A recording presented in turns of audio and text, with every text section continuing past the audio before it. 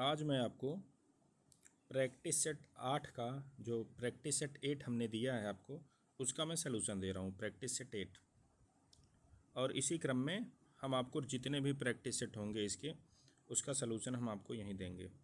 अब देखिए, ये प्रैक्टिस सेट हमने एकदम डिफरेंट बनाया है। जो आपके पढ़ने का पैटर्न है वो पैटर्न से बिल्कुल एकदम अलग की चीज़ें हैं ये। अब जैसे होता क्या है कि ये जिस टाइप के ये क्वेश्चन हमने पूछे हैं, इस टाइप के क्वेश्चन आपके परीक्षा में नहीं आने हैं। कहने का मतलब इसके जैसे आने हैं, इसका आपको डायरेक्ट बेनिफिट मिलेगा, इनडायरेक्ट वे में मिलेगा, लेकिन ये पैटर्न आपके परीक्षा में नहीं आना है। ये सिर्फ हम आपको मजबूत करने के लिए कर रहे हैं। आप में जो अभी तक जो आपकी क्लास हुई है, आपकी क्लास आपने उसको कितना समझा है, उस समझ को मैं चेक करने के लिए ऐसा किया हूँ। और एक ग्राफ के वे में, एक पिक्चर के वे में आप इसको अगर जो समझेंगे तो आपकी लर्निंग बड़ी ईजी सी हो जाती है। तो यहाँ आपको ये बताना है, आपको पिक्चर जैसे ये हमने डायग्राम बनाया है, पहला, दूसरा, तीसरा, चौथा, उसके बाद आप देखेंगे चौथे के बाद फिर पांचवा है, फिर छठा है, फिर सातवां है, आठवां है, नवां है। ये हमने आपके सामने 9 ऑप्शन रखे हैं। इन 9 ऑप्शन में से आपको देख करके गेस लगाना है कि सबऑर्डिनेट क्लास आपका क्या हो सकता है। अब जैसे यहाँ आप सबसे पहले देखेंगे कि ये पहला क्वेश्चन आपका है। इस पहले क्वेश्चन में, और ये पहला मतलब एक स्लाइड में हमने एक ही क्वेश्चन डाला है।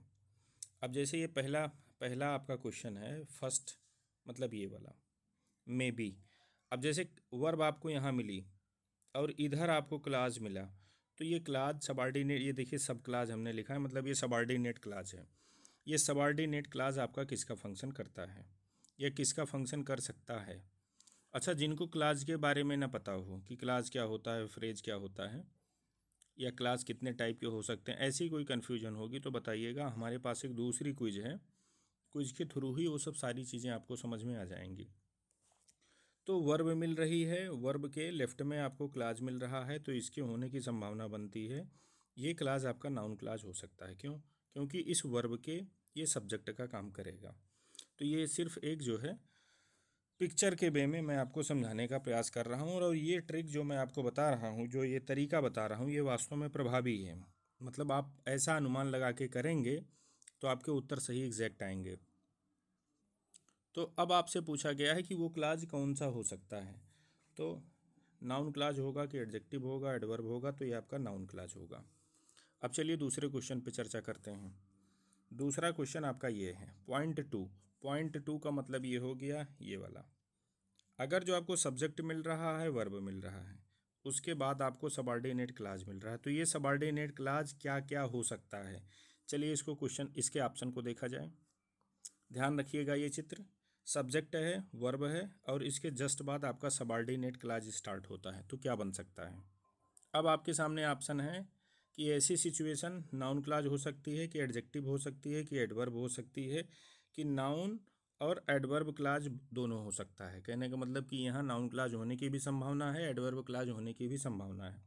तो इसमें आपका यही ऑप्शन सही होगा, क्योंकि सब्जेक्ट है, वर्ब है, उसके बाद आपका क्लाज है।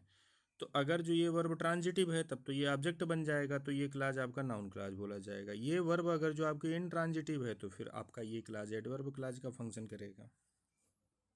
चलिए नेक्स्ट क्वेश्चन पे चर्चा करते हैं। अब इसमें आपका क्वेश्चन नंबर 3 है। क्वेश्चन नंबर 3 में, क्वेश्चन नंबर 3, अब इसमें जो है .3 के बारे में चर्चा हो रही है। .3 आपका कौन सा है, ये वाला है। आपको सब्जेक्ट मिल रहा है, वर्ब, और देख रहे हैं लिंकिंग। वर्ब कौन सी मिल रही है आपको, लिंकिंग मिल रही है। लिंकिंग वर्ब के बाद अगर जो आपको कोई क्लाज मिल रहा है तो ये क्लाज आपका नाउन क्लाज ही होगा, क्योंकि ये कंप्लीमेंट का काम करेगा। और क्लाज के उसमें क्लाज के जो है स्टडी में लिंकिंग वर्ब के बाद क्लाज आपके जब भी होते हैं तो वो सिर्फ और सिर्फ नाउन का ही फंक्शन करते हैं। तो इस क्वेश्चन में जो आप राइट आंसर करेंगे वो आपका नाउन क्लाज ही होगा। चलिए ऑप्शन देखते हैं।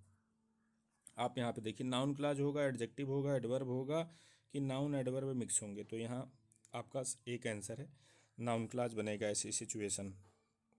चलिए अगले क्वेश्चन पे चर्चा करते हैं। अब .4, अगला स्लाइड आपकी .4 के बारे में बात कर रही है। 0.4 क्या है, आपको सब्जेक्ट मिल रहा है, वर्ब मिल रहा है, नाउन मिल रहा है, उसके बाद सबऑर्डिनेट क्लॉज मिल रहा है। तो ऐसी सिचुएशन पे ये तीनों क्लॉज बन सकते हैं। कहने का मतलब यहाँ आपको क्या, ये आपका नाउन क्लॉज भी बन सकता है। क्यों? क्योंकि अगर जो ये वर्ब ट्रांजिटिव है और ये जो आप यहाँ पे नाउन यूज़ किए हैं ये इनडायरेक्ट ऑब्जेक्ट है, तो ये डायरेक्ट ऑब्जेक्ट का पूरा क्लॉज काम करेगा। अगर जो ये वर्ब है, इस वर्ब को ये क्लास मॉडिफाई करेगा तो ये एडवर्ब क्लास बन जाएगा। अगर जो इस नाउन को ये क्लास डिस्क्राइब करेगा तो ये एडजेक्टिव क्लास बन जाएगा। और क्लास के क्षेत्र में ये वाली सिचुएशन सबसे ज़्यादा परेशान करने वाली होती है, क्योंकि यहाँ आपको तीनों टाइप से चेक करना पड़ता है, तीनों टाइप से चेक करना पड़ता है। हालांकि प्रैक्टिस होने के बाद, आप देखने के बाद एग्जैक्ट अनुमान लगाते हैं, लेकिन ये वाली सिचुएशन सबसे ज़्यादा समस्या पैदा करने वाली होती है। अब चलिए इसके ऑप्शन को देखते हैं। तो यहाँ क्या हो सकता है, यहाँ तीनों हो सकते हैं। तो वही चीज़ हमने ऑप्शन में आपके डाली है। अब देखिए, नाउन आपका सिर्फ नाउन नहीं होगा, सिर्फ एडजेक्टिव नहीं होगा, सिर्फ एडवर्ब नहीं होगा, यहाँ तीनों होने की संभावना होती है। तो इसमें आपका ये वाला ऑप्शन करेक्ट होगा। अब चलिए अगले क्वेश्चन पे चर्चा करते हैं। यहाँ पे आपका है 0.5। 0.5 आपका ये है।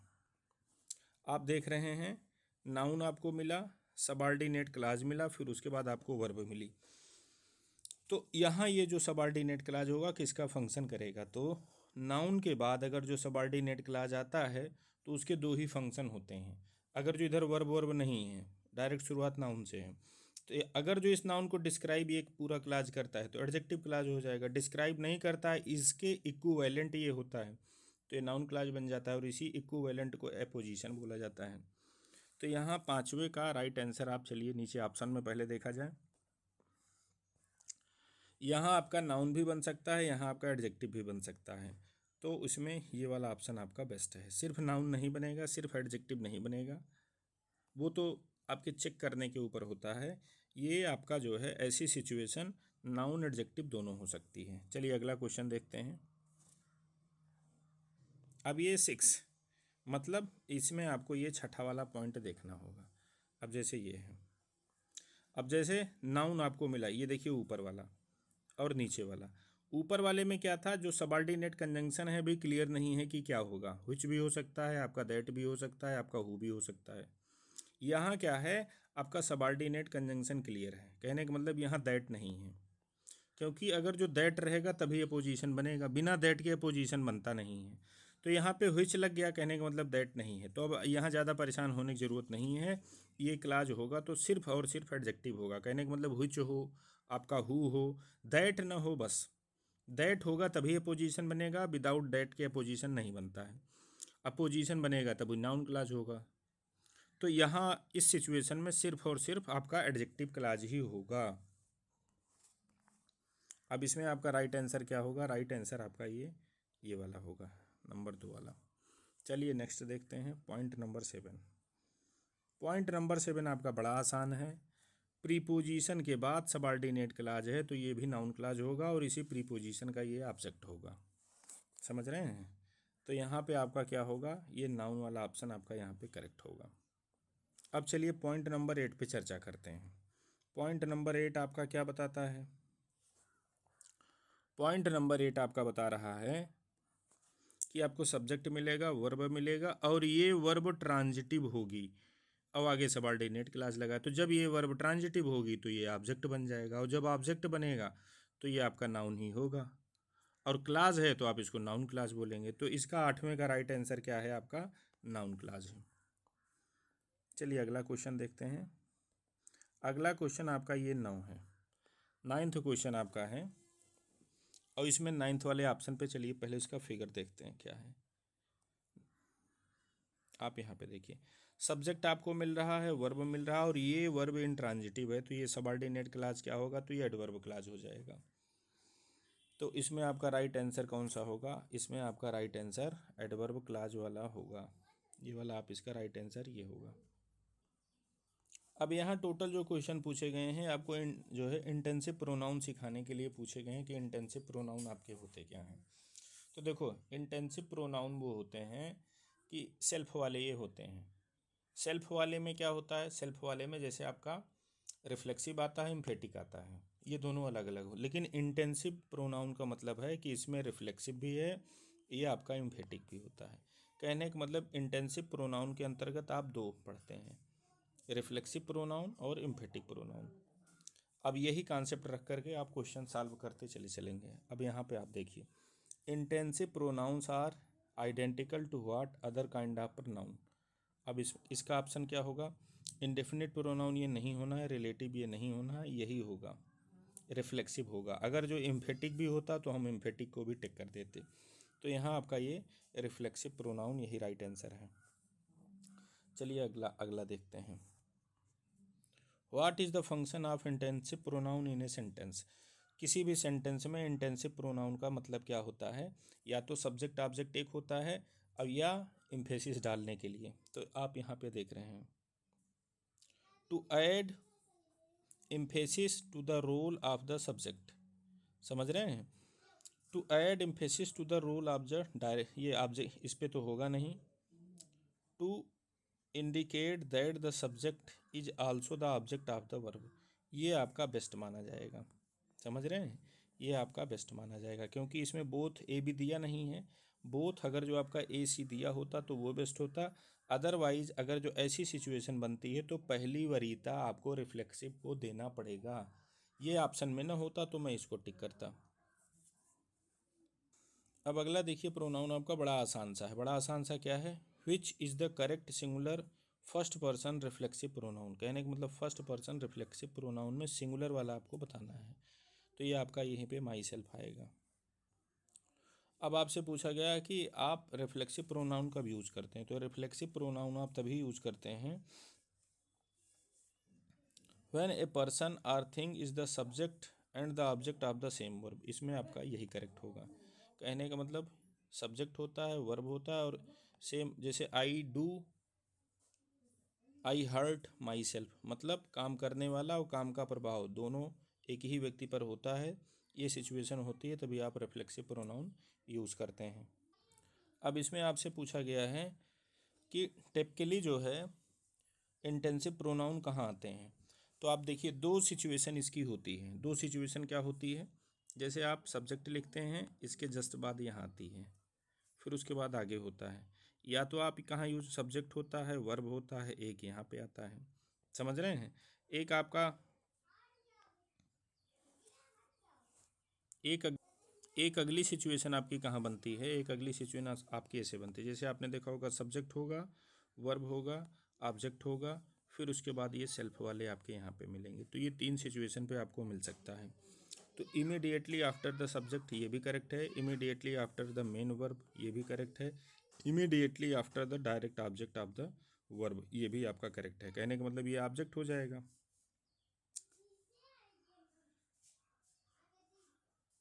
ये आपका ऑब्जेक्ट हो जाएगा।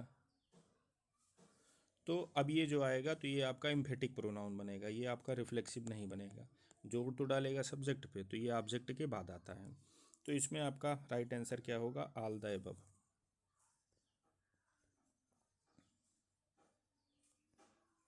अब यहाँ इस क्वेश्चन में आपसे पूछा गया है कि ये प्ले, दोनों प्ले आपका कौन सा ट्रेजिक कॉमेडी नहीं है। तो इसको पूछने का मेरा मतलब क्या है कि जैसे मीजर फॉर मीजर 2-3 बार परीक्षा में पूछा गया, आप इसी को ट्रेजिक कॉमेडी समझ रहे हैं, जबकि आल्स वेल दैट एंड्स वेल ये भी आपका ट्रेजिक कॉमेडी है। तो 2 बार ये परीक्षा में पूछा गया, अगली बार पता चला इसको पूछ लिया गया। तो यहाँ पे आपके क्या होंगे, यहाँ पे आपका बोथ वाला, ये वाला ऑप्शन आपका करेक्ट होगा। तो इसमें हम जो है यहीं तक शामिल करते हैं, क्योंकि वीडियो ज़्यादा लंबी हो जाती है तो बोरिंग हो जाती है। तो इसके बाद का जो है पार्ट सेकंड हम डालेंगे, तो उसमें और बाकी के क्वेश्चन जो है कवर कर देंगे। तो ये 50-50 हमने कर दिया है। तो अभी इसका सेकंड पार्ट जो है आपको मिल जाएगा। थैंक्स।